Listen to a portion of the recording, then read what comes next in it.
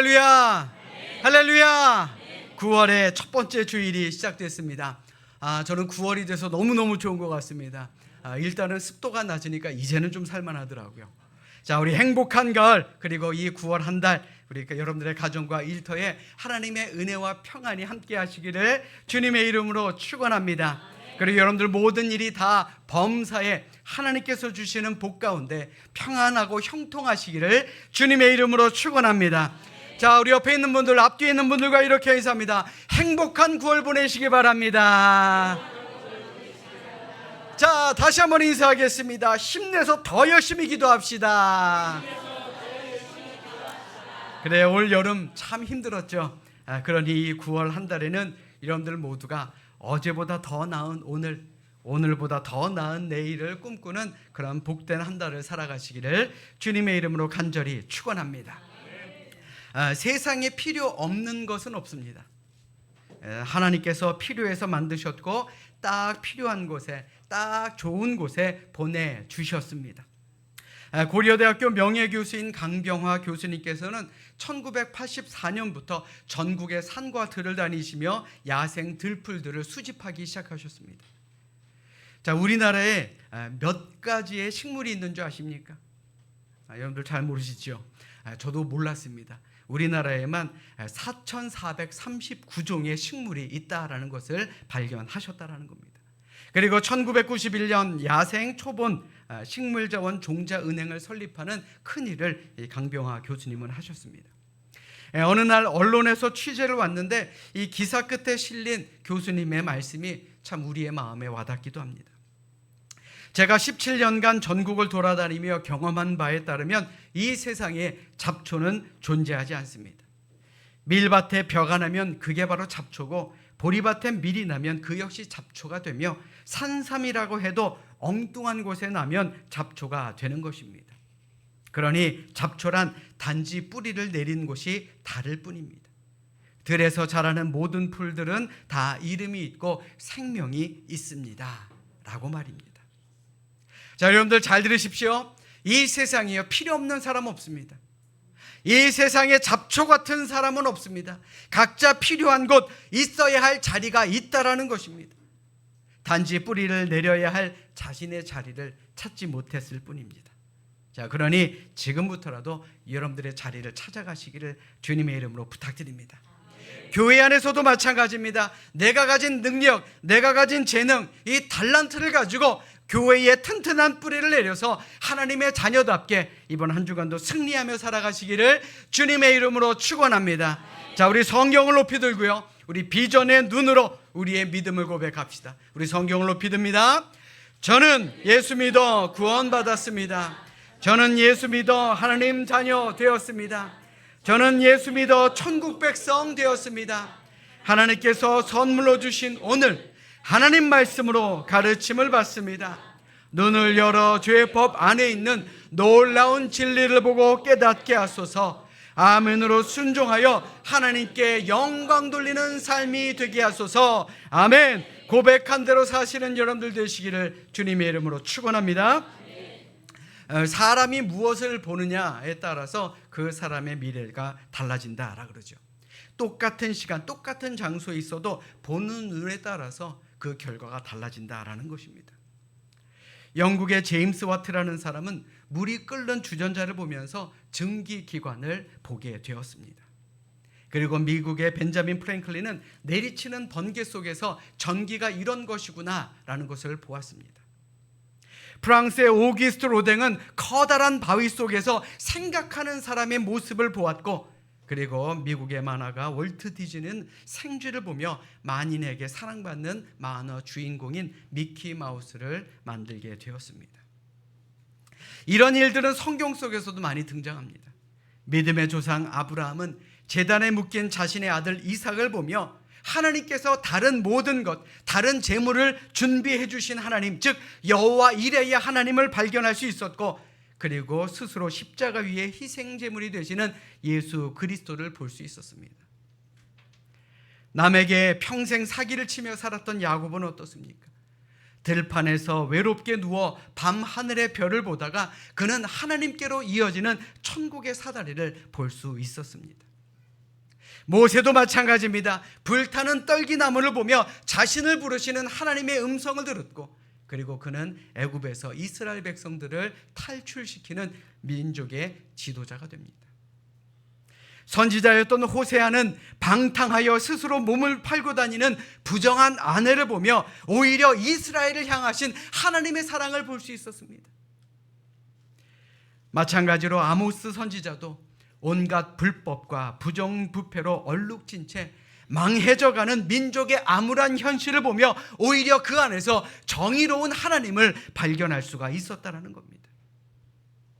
한마디로 위대한 사람은 다른 사람과 동일한 것을 보면서도 그 안에서 그들이 보지 못하는 것을 볼 수 있는 그런 비전의 눈을 가진 사람이다라는 것입니다. 자, 이는 오늘을 사는 우리도 마찬가지입니다. 지금 우리는 삼송교회라는 곳에 모여 함께 예배를 드리고 있습니다. 그런데 이 예배 속에서 우리가 무엇을 바라보느냐에 따라서 우리의 인생이 결정된다라는 것입니다.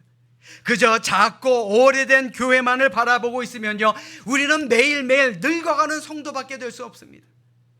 그러나 이 자리에 모인 한 사람 한 사람 그 마음속에 있는 비전을 바라볼 수 있고, 더 나은 교회, 더 함께하는 교회, 멋진 비전을 꿈꾸는 교회를 바라볼 수 있다면 우리는 반드시 변화된 미래의 교회를 바라볼 수가 있다라는 것입니다.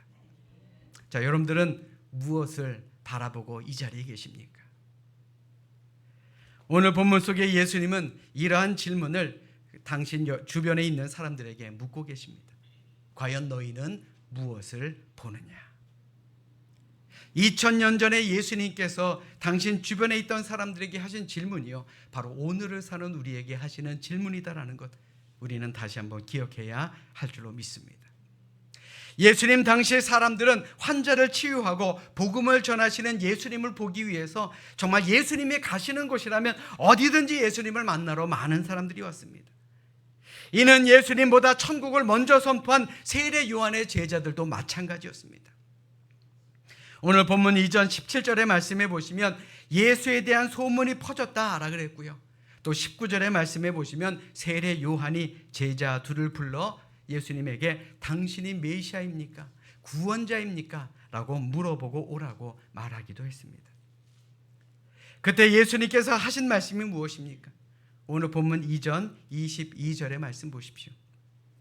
예수께서 대답하여 이르시되 너희가 가서 보고 들은 것을 요한에게 알리되 맹인이 보며 못 걷는 사람이 걸으며 나병 환자가 깨끗함을 받으며 귀 먹은 사람이 들으며 죽은 자가 살아나며 가난한 자에게 복음이 전파된다 하라 라고 말씀합니다. 이 말이 무슨 말입니까? 맞다, 예수 그리스도, 예수 나라는 사람이 바로 이 민족을 구원할, 아니 인류를 구원할 메시아다라는 말씀을 하고 계신 것입니다. 그러니 너희들이 보고 들은 것을 요한에게 가서 알리라 라고 말씀한 것 아닙니까?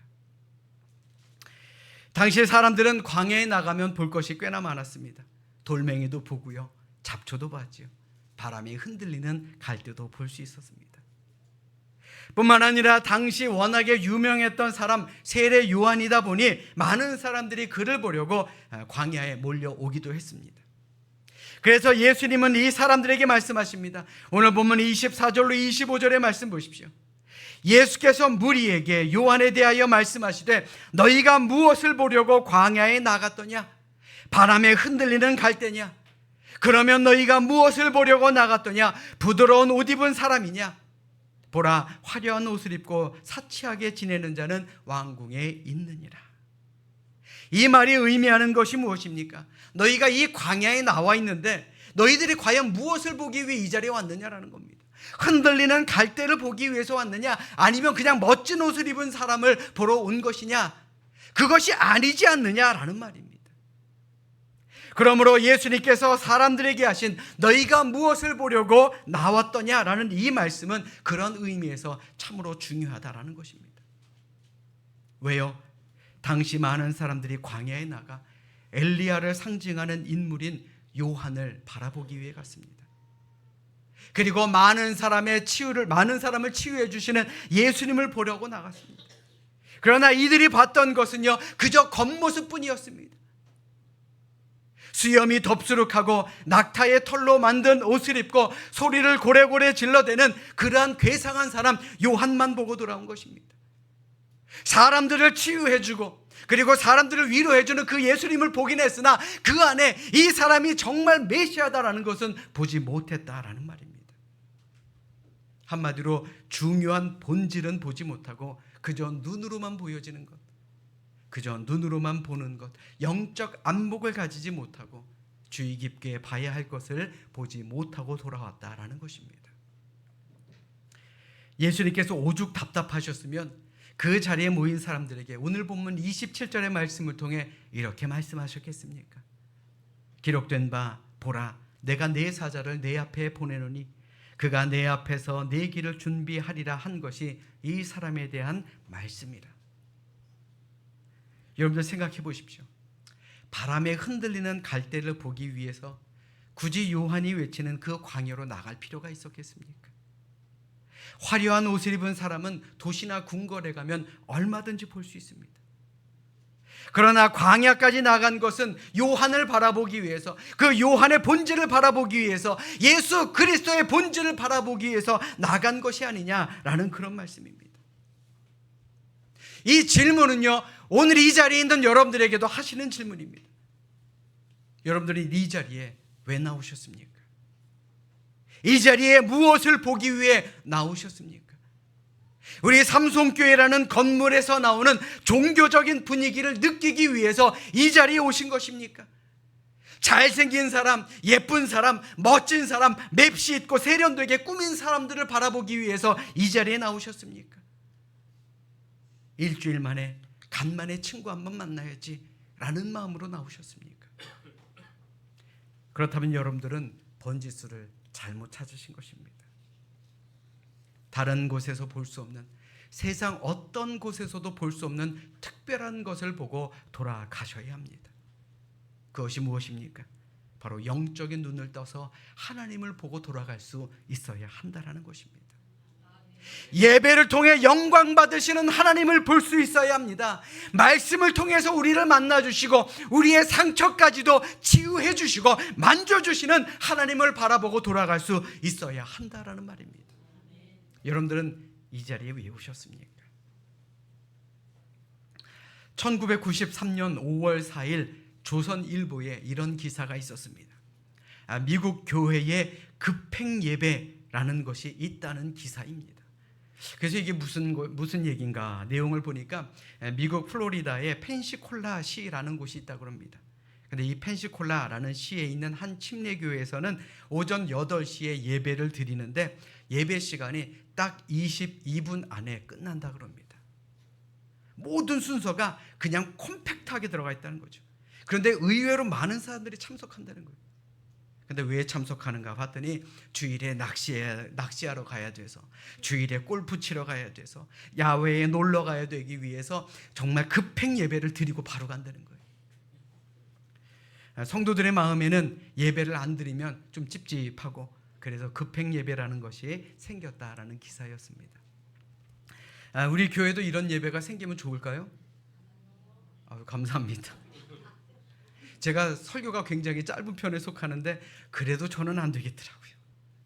이런 예배는요, 나는 예배드렸다라는 사람의 마음의 위안을 얻기 위함 아니겠습니까? 예배는요, 영과 진리로 드리는 것이 예배입니다. 그저 내 마음의 위안을 얻기 위한 예배, 과연 하나님께서 좋아하시겠느냐라는 것입니다.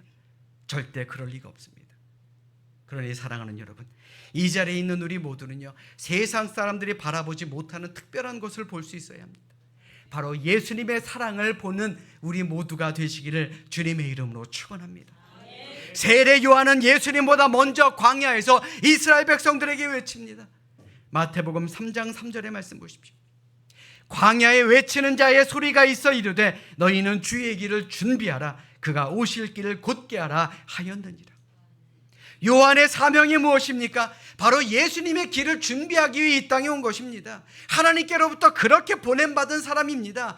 그래서 요한은 기회가 있을 때마다 예수님이 하나님의 아들이다, 예수님이 하나님의 어린 양이다, 예수님이 이 나라를 구원하고 우리 모든 인류를 구원할 메시아다라고 증거하고 다녔던 것입니다.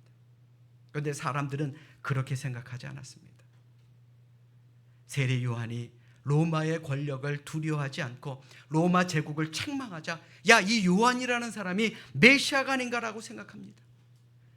물론 요한이 실로 대단한 사람은 맞습니다. 세리나 군인들뿐만 아니라 막강한 권세로 사람 목숨을 파리처럼 여겼던 헤롯 왕을 향해서 책망하기까지도 했습니다. 그러니 사람들이 얼마나 용감해 보이고 얼마나 멋있어 보이고 얼마나 인기가 많았겠습니까? 그래서 백성들은 요한이 혹시 그리스도가 아닌가 한때나마 생각했던 것입니다. 그러나 요한은 이런 이스라엘 백성들에게 무엇이라 말합니까? 마태복음 3장 11절의 말씀 자막으로 준비했으니 우리 함께 합독하도록 하겠습니다. 함께 읽습니다. 시작. 나는 너희로 회개하게 하기 위하여 물로 세례를 베풀거니와 내 뒤에 오시는 이는 나보다 능력이 많으시니 나는 그의 신을 들기도 감당하지 못하겠노라. 그는 성령과 불로 너희에게 세례를 베푸실 것이요. 아멘. 세례 요한은 자신이 이 땅에 온 목적이 무엇인지 알았습니다.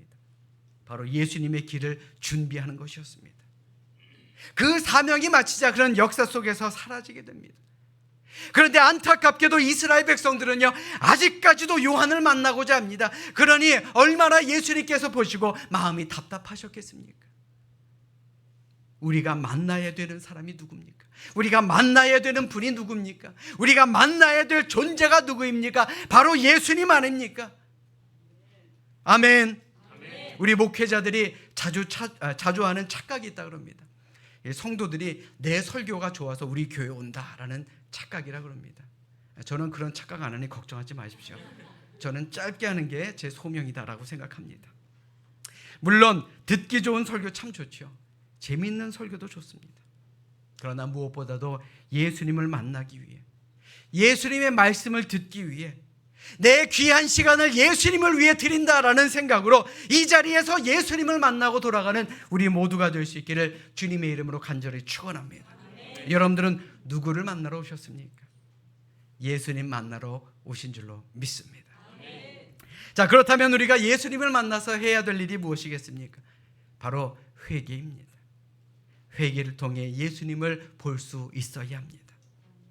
세례 요한은 사람들에게 회개를 보여주려고 무척이나 애썼습니다. 이는 예수님도 마찬가지였죠. 마태복음 3장 2절에 세례 요한이 선포한 것이 무엇입니까? 회개하라, 천국이 가까이 왔느니라. 또 8절에 뭐라고 말합니까? 그러므로 회개에 합당한 열매를 맺으라 라고 그들에게 선포합니다. 사단의 유혹을 이겨내시고 공생기를 시작하신 예수님께서도 가장 먼저 선포하신 말씀이 무엇입니까? 마태복음 4장 17절 말씀 보십시오. 이때부터 예수께서 비로소 전파하여 이르시되 회개하라, 천국이 가까이 왔느니라 하시더라. 이 말씀의 공통은 바로 회개입니다. 회개가 뭡니까? 회개는 바로 방향 전환입니다. 잘못된 길을 가다가 그 잘못을 깨달으면 바로 차를 돌리는 것입니다. 그게 바로 회개입니다. 하나님을 멀리 떠나 이 세상 속에서 살아가다가 이제 잘못된 것을 깨닫고 하나님의 품으로 돌아오는 것, 그것이 회개입니다. 예수님은 말씀하십니다. 심판이 가깝다. 그러니 더 이상 머뭇하지 말고 회개하고 하나님께로 돌아오라 라는 말씀입니다. 그러므로 오늘을 사는 우리도 과거의 삶을 버리고 하나님께 돌이키는 우리 모두가 될 수 있기를 주님의 이름으로 간절히 부탁드립니다. 우리 안에 아직까지도 욕심이 있습니까? 우리 안에 아직까지도 욕망이 있습니까? 이것을 내려놓을 때에 하나님의 깊은 은혜를 깨닫게 됨을 왜 모르십니까? 내가 이것을 내려놓을 때 만족하며 감사하며 살아갈 수 있다는 것, 우리는 이것을 기억하며 살아야 합니다. 이게 바로 영적 참 행복입니다. 그 행복을 누리는 우리 모두가 되시기를 주님의 이름으로 간절히 축원합니다. 원숭이가 머리가 좋다라는 것 아마 여러분들 다 잘 아실 것입니다. 그런데 이 머리 좋은 원숭이를 쉽게 잡는 방법이 있다 그럽니다. 입구가 좁은 병 안에 원숭이가 좋아하는 음식들을 집어넣습니다. 그리고 병을 말뚝에 박아 고정을 시켜놓습니다. 좀 기다리다 보면요, 원숭이가 그걸 발견하죠. 그리고 그 안에 뭐가 있나 보다가 어이구, 이거 내 맛있는 거다. 그리고 손을 쑥 집어넣습니다. 자, 손을 쑥 집어넣는 순간 이제 천천히 가서 잡으면 됩니다. 왜요? 원숭이는요, 욕심이 많아서 손에 쥔 걸 안 놓는다 그래요. 그러니 주먹을 쥐고 있으니 병에서 손이 빠지겠습니까? 쉽게 원숭이를 잡을 수 있다라는 얘기입니다. 그런데 이는 오늘을 사는 우리도 마찬가지입니다. 내가 하나님의 사람이 되고자 원하면, 진정으로 회개한 사람이 되고자 원하면 우리의 손에 서 있는 것을 놓을 필요도 있다라는 것이죠. 돈, 명예, 지위, 권력, 욕심, 욕망, 이러한 모든 것 다 내려놓고 하나님께 손을 벌리는 것, 그것이 바로 회개입니다. 회개한다는 것은 단순히 죄에서 뉘우치는 것으로 끝나는 것이 아닙니다. 다시금 돌아와서 내 죄된 습관을 벗어버리는 것입니다. 그런데 안타깝게도 예수님 당시의 백성들은 진정으로 회개하지 못하고 다시금 옛 생활로 돌아갑니다. 그래서 예수님께서는 그들에게 너희가 무엇을 보려고 광야에 나갔더냐라고 물으신 것입니다. 사랑하는 여러분, 우리는 2023년에 8달을 이미 보내게 되었습니다. 그리고 이제 9월을 맞이하게 되었죠. 지난 8개월을 되돌아보며 우리는 그냥 지나쳐서는 안 됩니다. 지난 8개월 동안 과연 나의 실수가 무엇이었고, 내가 무엇을 잘못하였고, 또 어디서부터 잘못되었는지, 내가 지금 하나님께로 돌이킬 그런 회개의 타이밍은 아닌지 한번 생각해 볼 필요가 있다는 것입니다. 뉘우치고 회개하고, 혹여나 다시 돌아간 옛 생활의 습관은 없는지 우리 스스로 살펴봐야 합니다. 옳은 일을 위해서 주어진 그 하나님의 힘, 그 달란트를 과연 내 욕심대로 쓴 것은 아닌지 한번 생각해 볼 필요가 있다는 것입니다. 프랑스에 주색으로 집안을 망친 한 사람이 있었습니다.